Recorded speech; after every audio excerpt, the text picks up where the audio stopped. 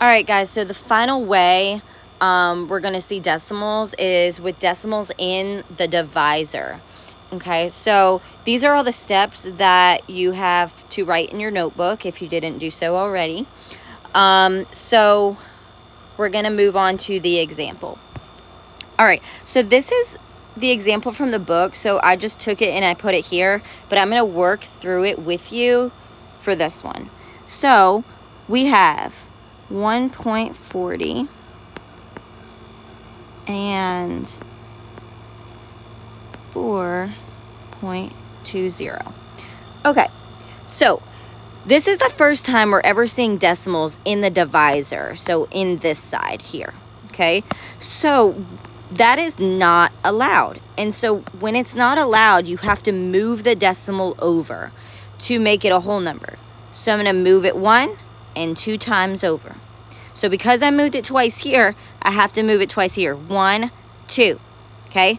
Now you have to rewrite the whole equation with your new numbers, so that way we don't get all messed up with all these loopy-loops everywhere. Okay, so we got 140, and then inside the house we have 420. All right, and then we have a little point right here because that was already there. So our first step is we got to raise our decimal to the roof. Ooh, ooh. Raise it to the roof. Ooh, ooh. Okay. Can 140 go into 4? No. Can 140 go into 42? No. Can 140 go into 420? Yes. 3 times. 3 times 140 is 420. Subtract and get 0. So my answer would just be 3. It wouldn't be 3 with the decimal point. Okay? You don't do that. It's just 3 because that's the whole number. All right? So, and then that's what you see here in the example. All right? See how they even rewrote it like I have you guys rewriting it as well. All right. So, let's move on to the next one. All right. So, we're going to do this one over the second example. So, how many times do I have to move this decimal over? Just 1. So that means I got to move this one over just 1 time. So now I got to rewrite this whole equation. So we have 89 with a decimal inside the house. And then we just have a 4 on the outside of the house. All right.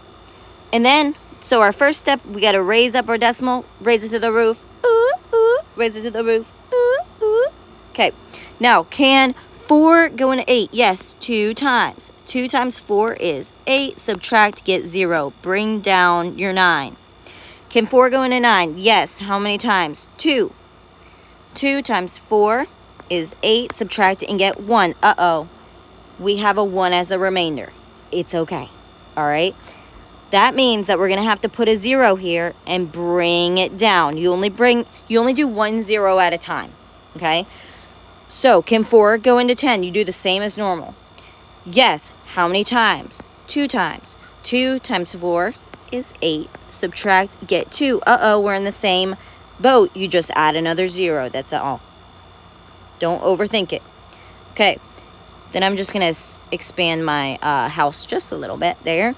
All right. Can 4 go into 20? Yes. How many times? 5 times. 5 times 4 is 20. And I get a 0. Once I get 0, I am happy because that means that I'm done. And then, so my answer is right here, and that would be the quotient to this particular problem.